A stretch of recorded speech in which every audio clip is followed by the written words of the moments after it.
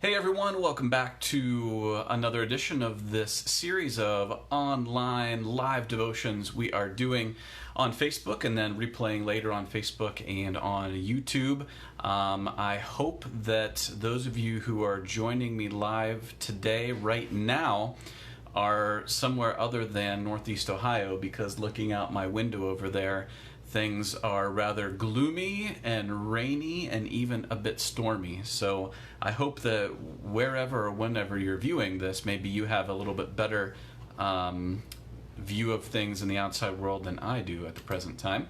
So we're going to be talking in just a little bit about a question that Jesus asks and leads us to ask the question, should we ever value the law over love? And so we'll get to that momentarily. But first, as per usual, I'm going to start off with just a little bit of song.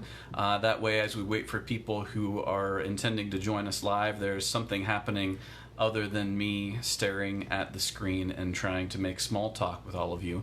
But as usual, if you join us and you have any questions or comments about the things we're discussing today, you can always feel free to leave a question or comment in the thread here on Facebook Live, and I will jog back to that at the end and see if there's any further discussion points that you guys want to dig into. So, but before we get to the devotional side of things, I'm going to try and save my guitar from the stand because it's all curled up there.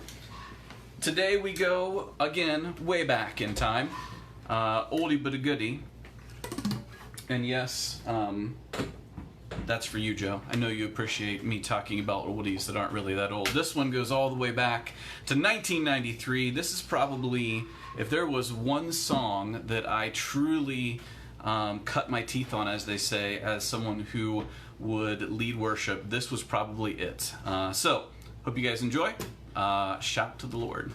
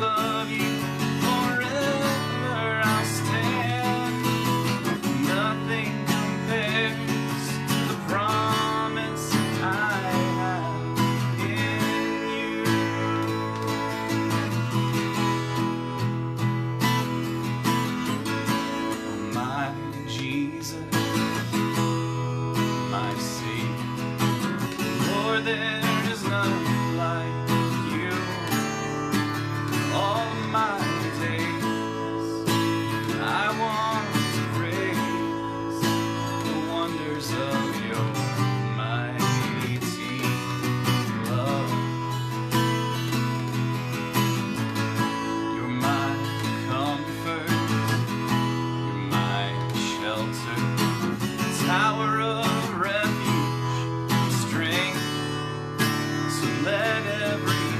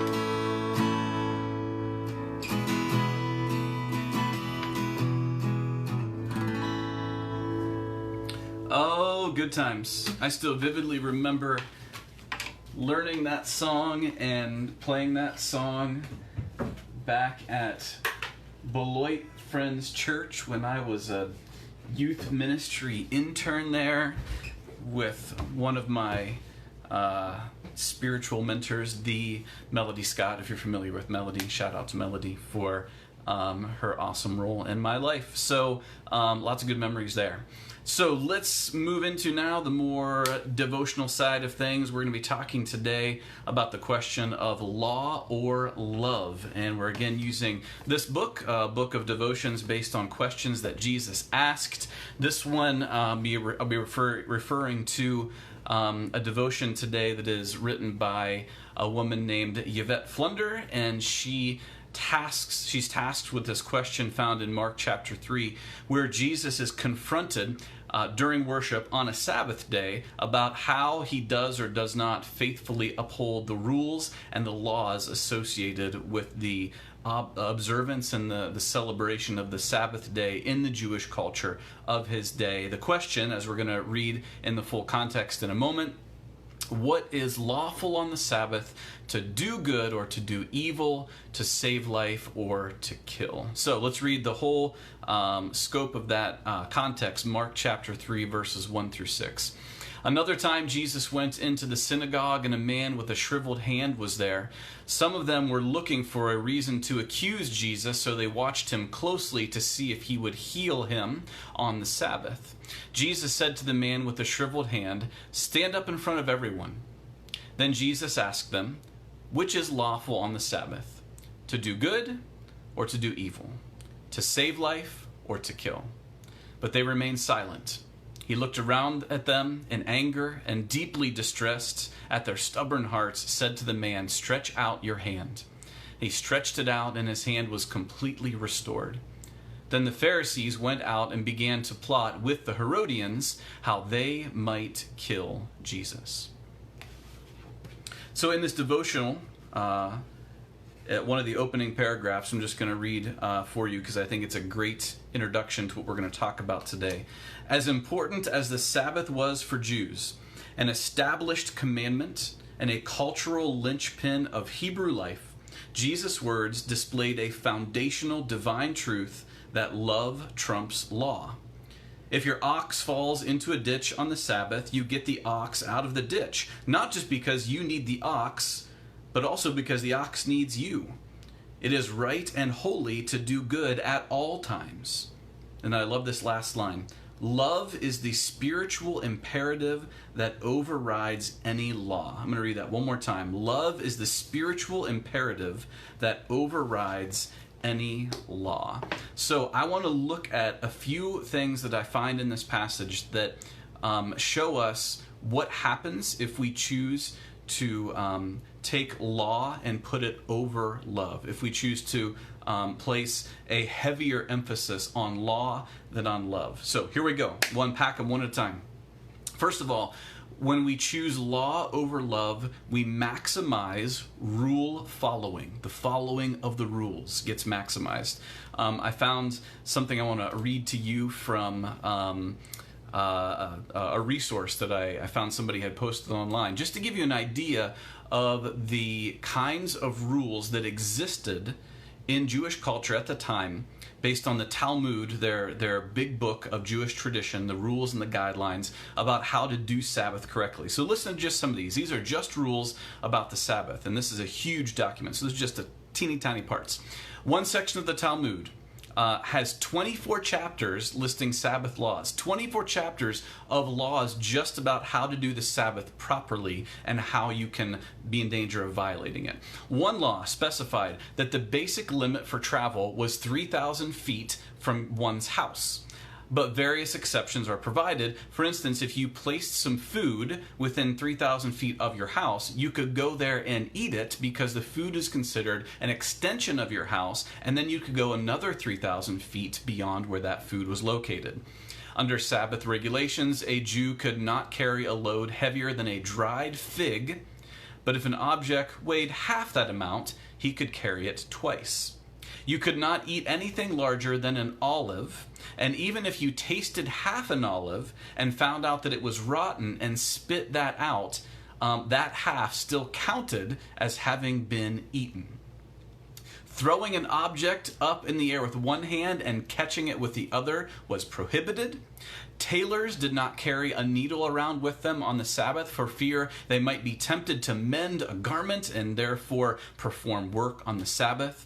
Baths could not be taken for fear that water might spill out onto the floor and therefore wash the floor. That's one of my favorites. I think my kids would love that idea. Sorry, no bathing on the Sabbath. Well, my son anyway, not my daughter. She kind of likes to be clean, but my son, it's optional. But like the idea that that if you splash the water out of the tub during a bath, it might splash on the dirty floor and clean it, and unintentionally you would be working.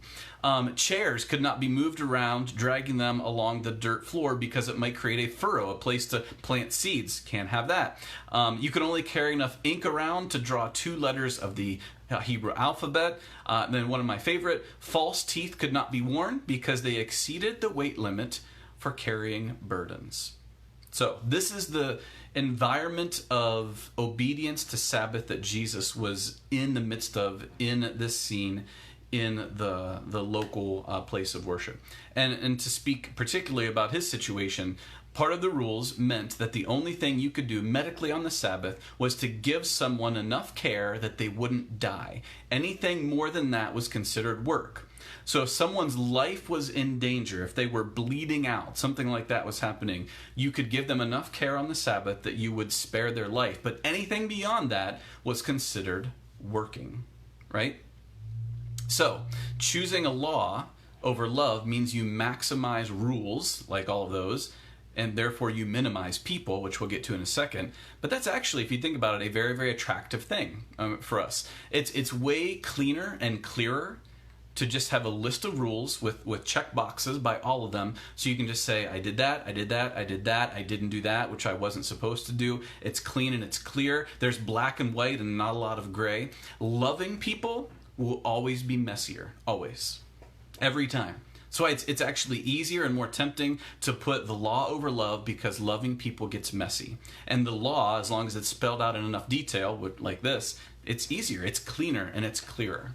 So law over love maximizes rule following and minimizes people. This man with the shriveled hand that we read about in this passage is really just a prop to these Pharisees. And this is not the only time the religious leaders do something like this. If you're familiar with the story in John's Gospel of the woman who was caught in adultery, they use her as a prop. They use people as props. And when you put the law over love, that's what you will tend to do. You will dehumanize people and you will use people as props. And when we see the suffering of others and yet excuse ourselves from caring or helping those people in the name of keeping the rules, we will stray from the heart of Jesus, as we see in this passage. The parable of the Good Samaritan is another great example of this. You read in that story that the priest and the Levite passed by someone in deep need. Why? Because the laws, the rules of their day, they maximized the rules. That person might have looked dead. They could not help them because they'd be ceremonially unclean. They maximize rule following, and therefore they minimized that actual person. So putting the law over love minimizes people. Putting the law over love also elevates what I would call in this passage policing. We see there that it says they watched him closely. And this watchfulness is done in the hopes that Jesus will fail to keep the rules. That's what they want to see. They've set themselves against Jesus. They want to see him fail to keep the rules. So they watch him closely. They police him. In 1952, J.B. Phillips released a book called Your God is Too Small. It's a wonderful, real small book. I think there was an updated version done not too long ago. But in one of those chapters, he talks about a small way we see God is as this sort of cosmic policeman, that we essentially are trying to climb the ladder of righteousness, and God is this cosmic policeman with this spiritual billy club, and he's just waiting to knock us back a few rungs every time we mess up. And when we maximize rule keeping, when we put law over love, we invite this idea of excessive policing. And when this happens, especially done without the context of relationship, it results in adversarial relationships. That's what happens here. Jesus doesn't really have a relationship with these religious leaders who are on the sidelines watching. And whenever we have a situation like that, even if there is a relationship involved, anybody that's ever had a younger sibling who tends to be a tattletale, you know this all too well. When there's an excessive amount of policing, it tends to be detrimental to the relationship. See, law sits on the sidelines in judgment, while love gets up close and personal in mercy and kindness, even though it has its own messiness with it. Next, law over love champions the mind while leaving the heart in the cold. We read in the passage that Jesus is angered and distressed at the stubborn hearts of his opponents in this passage. In their minds, the Pharisees were absolutely convinced that they knew they were right. And technically, according to their rules and interpretations, they were. But they were stuck in their minds. And take it from someone who can get lost in his own brain. If your thinking doesn't maintain an interaction with your heart, if your mind doesn't maintain a connection with your heart, you can become trapped in your own sense of rightness, even if it causes other people to suffer. Now, hear me out. I am not saying that the heart should always or necessarily ever overrule the mind. But what I'm saying is we need a connection between the two. Because when our mind is allowed to operate independently of our heart, we see these sorts of things happening, where we get stuck in just our brains and our hearts don't get a voice at all in the situation. The hearts of these Pharisees, we're told, were stubborn because I think the fixation of their minds was on the law, on the rules. And because their minds were so deeply fixed on that, their hearts were not given the opportunity to be softened or to be changed. There are precious few times in all of Scripture where we are told that Jesus was angry, and this is one of them. I think we need to pay attention to that. That what caused Jesus to be distressed and to be angry was when people who were claiming to be religious were so fixated in their minds on the rules and the law that their hearts were stubborn, were calloused, were unable to be softened and changed. Law over love also invites sketchy partnerships and destructive goals. We're told near the end of the passage that the Pharisees join forces with the Herodians. And this is done so that they can add some political clout to their efforts at eliminating Jesus. So just a little bit of history on who the Herodians were, because they're not as popular as some of the other characters and groups we see in the New Testament. The Herodians were a political party who distinguished themselves from the other great sort of historical parties at the time, which we read more about. The Pharisees and the Sadducees were, you can look at them sort of as sects within Judaism, but really they were more political parties within Jerusalem because of what they wanted to do about attaining and dealing with the power within the structures of their day.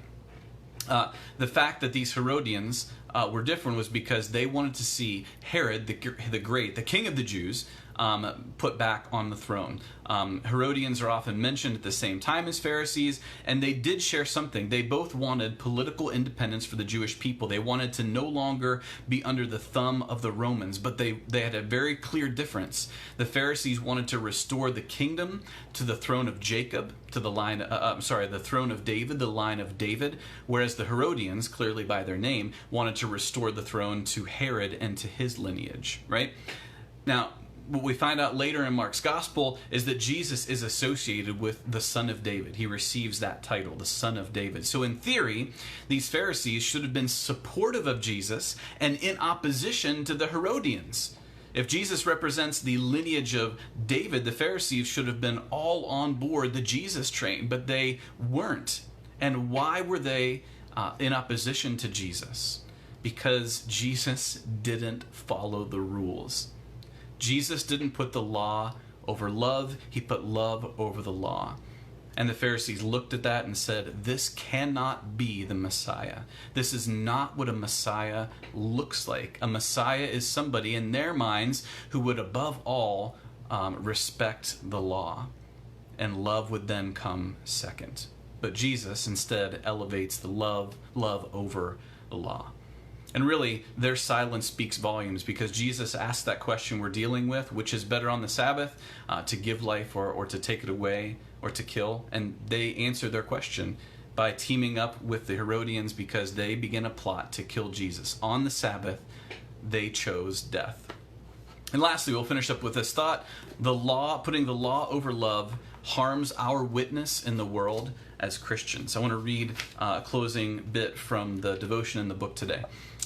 Contempt for the church and all things religious often stems from people being exposed to oppressive theology or unyielding tradition. A person, a church, or a society can do extreme harm when that harm is done in the name of God and virtue and with the support of Scripture. When we are determined to put the law over love, we will actually damage and diminish our witness in the world as people who claim to be followers of Jesus, the person who clearly in this passage and many other places chooses to put love over the law. So, all right, I'm going to check these comments real quick before we finish up. Howard Summers. Oh, hi from the poolside. Howard, you're killing me. It is gloomy and rainy and stormy here, and you are just you're tempting me to commit the sin of jealousy and covetousness for what you have. Enjoy the pool, my man. You deserve it. Tell everybody in Florida I said hello. Hey Jay, good to see you. We're joining us as well. Lois, you are welcome for these devotions. I am happy to do it. Just another way to try and stay connected. So I don't see any other comments or questions on there today, so I'm going to go ahead and just say once again, thank you for joining me. It is a privilege to see your names pop up. And oh, I got another one. Dan Hedlund. Dan, what's going on? Good morning, my man. It's not morning anymore. I know you work the night shift with that crazy boss of yours, also known as my father, but it seems that he's corrupted you into thinking the opposite about days and nights and all of those sorts of things. Anyway, it's great to be with you guys. I'm already looking forward to next time as we dig into these questions that Jesus asked and how he continues to ask them of us today. So I'll catch you next time.